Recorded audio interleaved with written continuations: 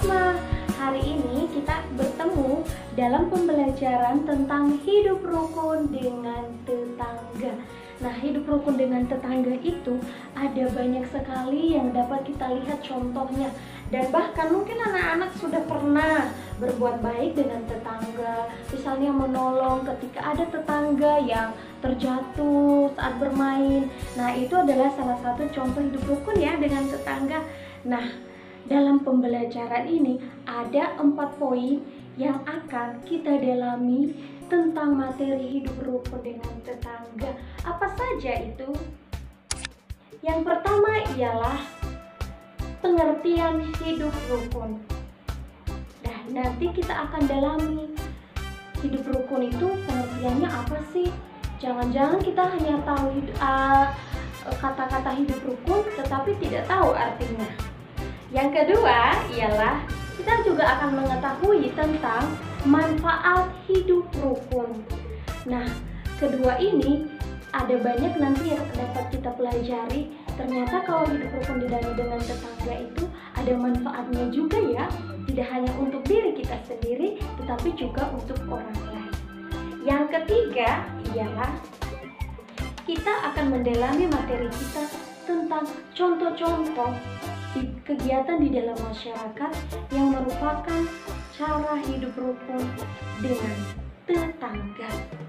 Dan yang keempat nanti anak-anaknya ialah kita akan mengetahui apa ajaran kitab suci atau pesan Tuhan kepada kita, bagaimana cara kita untuk bisa hidup rukun dengan tetangga. Ini nanti dapat kita lihat dalam bacaan kitab suci, kitab Mazmur 15 ayat 1 sampai 5. Nanti anak-anak bisa membacanya ya setelah kita mendalami materi ini. Untuk itu, mari kita mulai. Anak-anak yang terkasih, sekarang kita masuk pada poin pertama tentang materi kita hari ini. Nah, poin yang pertama ialah kita akan mendalami tentang pengertian hidup rukun. Nah, hidup rukun artinya ialah suatu tindakan berbuat baik kepada sesama. Nah, kalau itu merupakan tindakan baik, maka tentu ada contohnya dong. Kamu pernah nggak berbuat baik pada sesama? Tentu. Nah, sekarang kamu boleh melihat gambar berikut ini. Gambar berikut ini itu ada anak sedang terjatuh.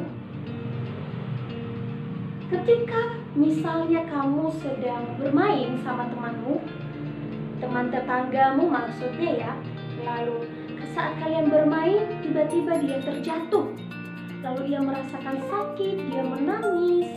Kemudian apakah kamu hanya diam-diam saja melihat, tidak melakukan apa-apa? Tentu itu salah ya tindakannya. Ketika kamu melihat gambar seperti ini dan ternyata terjadi samamu ketika kamu bermain dengan temanmu terjatuh, maka yang harus kamu lakukan ialah menolongnya, membantunya berdiri. Kalau perlu ada obat dikasih, dibawa ke rumah dan dikasih obat. Nah, tetapi akan menjadi retak hubungan persahabatan kalian atau pertemanan kalian anak-anak ketika kamu melihat dia terjatuh lalu kamu menertawakannya. Dan itu akan membuat hubungan yang kalian tadi baik-baik saja seperti ini, kalian bahagia, menjadi retak dan saling menjauh. Contoh yang kedua ialah kamu bisa melihat gambar ini. Gambar ini ada beberapa anak bermain bersama salah satu teman mereka yang ada di kursi roda. Itu artinya ada teman mereka yang cacat fisiknya, mungkin tidak punya kaki, tidak punya tangan, atau misalnya dia tidak bisa melihat, tapi dia ingin berteman dengan kamu. Apakah kamu menolaknya? Tentu tidak. Kamu harus mau berteman dengan siapa saja tanpa membedakan satu dengan yang lain. Nah, itu ya pengertian dari hidup rukun yaitu suatu tindakan berbuat baik dengan sesama. Misalnya tadi menolong, tidak mengejek, dan tidak membeda-bedakan. Itulah pengertian dari hidup rukun.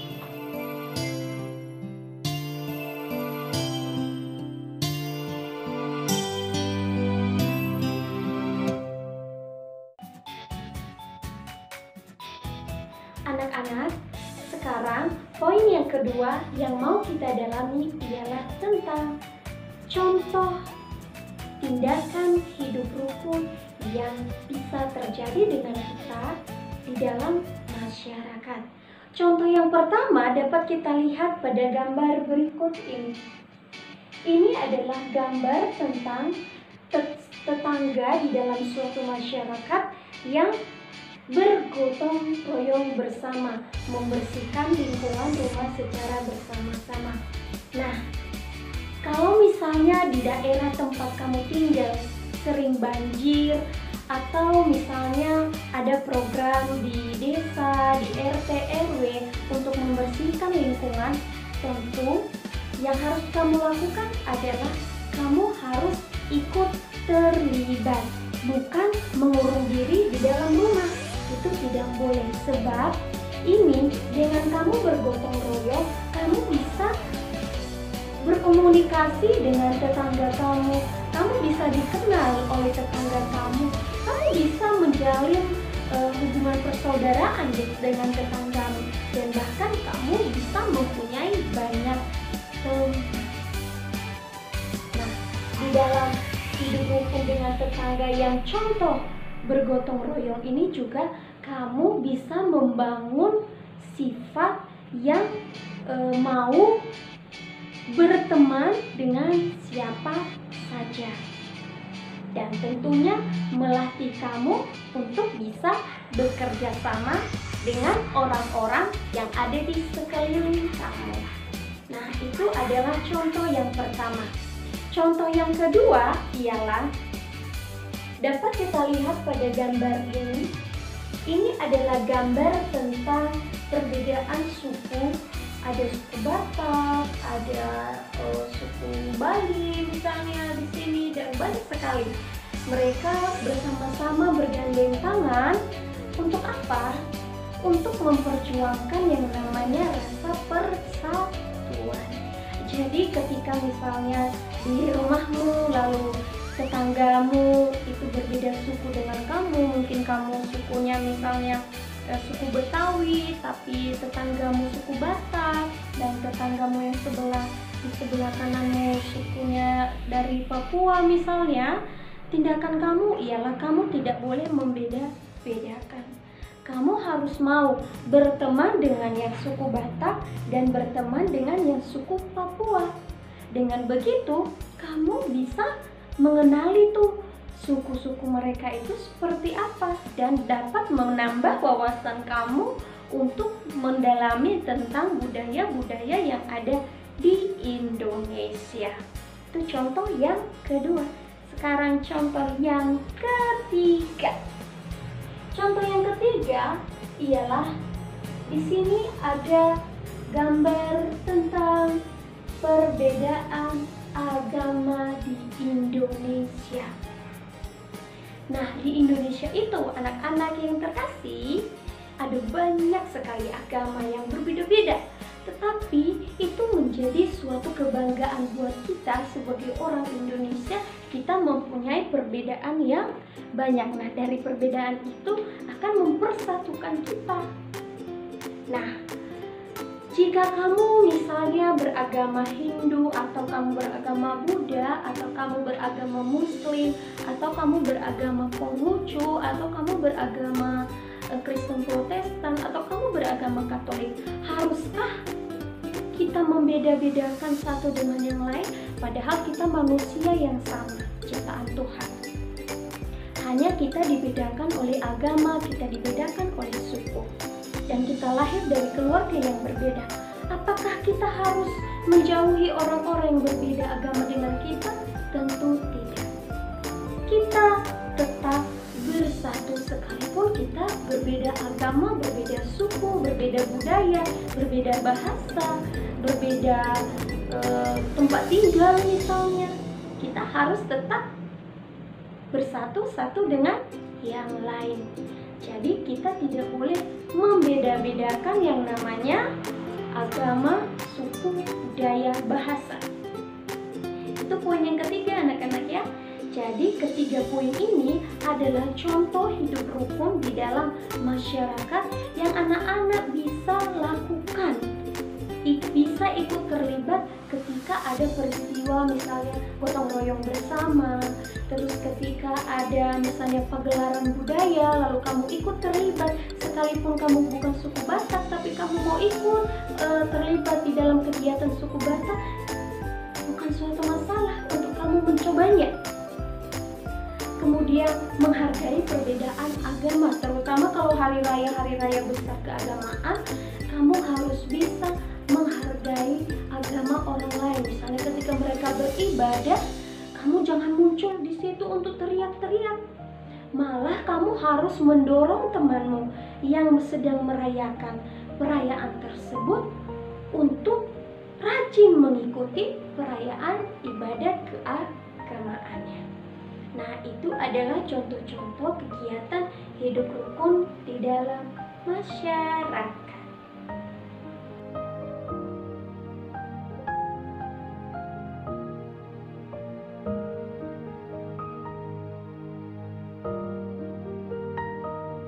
Anak-anak, sekarang mari kita mendalami materi kita berikutnya, ialah tentang nasihat Tuhan kepada kita untuk bisa hidup rukun dengan tetangga. Hal ini dapat kita baca dalam kitab Mazmur bab 15 ayat 1 sampai 5. Kamu bisa membukanya atau bisa kamu dengarkan saja, Bu Guru akan membacakannya untuk kamu. Kitab Mazmur bab 15 ayat 1 sampai 5. Ini adalah Mazmur Daud. Tuhan, siapa yang boleh menumpang dalam kemah-Mu? Siapa yang boleh diam dalam gunung-Mu yang kudus? Yaitu Dia yang berlaku tidak bercela, yang melakukan apa yang adil, dan yang mengatakan kebenaran dengan segenap hatinya, yang tidak menyebarkan fitnah dengan lidahnya, yang tidak berbuat jahat terhadap temannya, dan yang tidak menimpa cela kepada tetangganya, yang memandang hina orang yang tersingkir, tetapi memuliakan orang yang takut akan Tuhan, yang berpegang pada sumpah walaupun rugi, yang tidak meminjamkan uangnya dengan makan riba, dan tidak menerima suap melawan orang yang tak bersalah. Siapa yang berlaku demikian tidak akan goyah selama-lamanya. Nah, itulah nasihat Tuhan kepada kita tentang bagaimana cara kita untuk hidup rukun dengan tetangga. Tadi dikatakan bahwa tidak boleh memfitnah, menuduh orang lain yang bersalah. Tidak boleh berbohong, harus bersikap jujur dan bersikap adil. Nah, anak-anak, sudahkah kamu melakukan ketiga hal ini? Tidak memfitnah, bersikap jujur, berbuat adil. Apakah selama ini kamu sudah melakukannya? Nasihat Tuhan pada pembelajaran ini sangat bagus untuk anak-anak lakukan sebagai aksi nyata. Ketika kamu sedang bermain dengan temanmu di komplek tetangga misalnya, ternyata kamu mendorong temanmu terjatuh, lalu ia mengadu sama orang tuanya, kemudian orang tuanya berbicara sama papa mama di rumah, kemudian kamu mengatakan, aku tidak mendorongnya. Apakah itu baik? Ketika kamu mengatakan, aku tidak mendorongnya, padahal kamu mendorongnya, kamu telah melanggar apa yang dikatakan oleh Tuhan. Itu artinya ketika kamu melanggar itu, secara otomatis kamu menyakiti hati Tuhan. Tetapi ketika kamu bersikap jujur, lalu kamu mengatakan, ya aku mendorongnya dan aku mau minta maaf, saat itu Tuhan akan tersenyum melihat kamu. Kenapa? Karena yang tadinya kamu berbuat salah, akhirnya kamu berbuat jujur. Nah, itulah nasihat Tuhan kepada kita. Kalau hidup bertetangga, jangan suka memfitnah atau menuduh orang lain yang bersalah. Kemudian harus jujur mengatakan apa yang benar-benar terjadi, jangan ditambah-tambah, jangan dikurang-kurangi. Dan yang ketiga, bersikap adil. Seperti yang contoh-contoh sudah Bu Rosma berikan tadi, ketika kamu bertetangga dengan orang yang berbeda suku dengan kamu, orang yang berbeda agama dengan kamu tidak boleh membeda-bedakan. Karena kita semua sama di mata Tuhan. Nah, itulah ketiga nasihat Tuhan untuk anak-anak lakukan setelah kita mempelajari materi ini.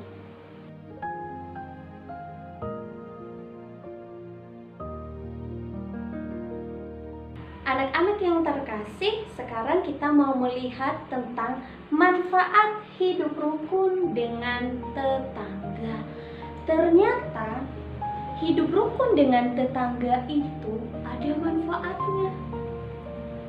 Bukan hanya sekedar kita senang-senang, happy-happy, tetapi ternyata ada manfaatnya yang sangat berguna buat kita kalau kita hidup rukun dengan tetangga. Manfaat yang pertama ialah, dapat kita lihat di sini. Manfaat yang pertama ialah kita menjalin hubungan persaudaraan. Jadi, yang namanya hubungan persaudaraan itu tidak hanya bagi kita yang satu ayah, satu ibu, atau satu kakek nenek, tidak. Hubungan persaudaraan itu dapat terjalin terhadap semua orang, baik yang kita kenal maupun yang tidak kita kenal. Maka dengan kita berbuat baik pada sesama, saling tolong menolong, maka kita menjalin hubungan persaudaraan. Dengan adanya hubungan persaudaraan, maka kita saling memperhatikan satu dengan yang lain.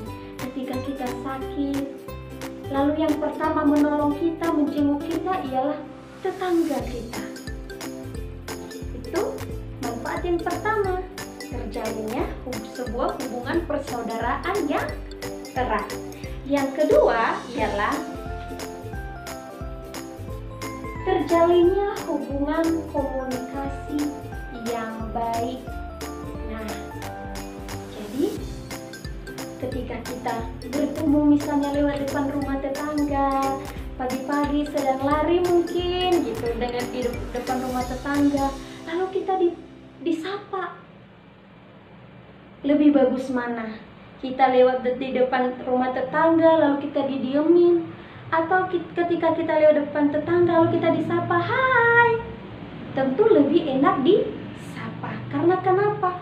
Mereka sudah mengenal kita dan kita juga sudah mengenal mereka. Mereka sudah menganggap kita sebagai saudara dan kita juga sudah mengenal mereka sebagai saudara.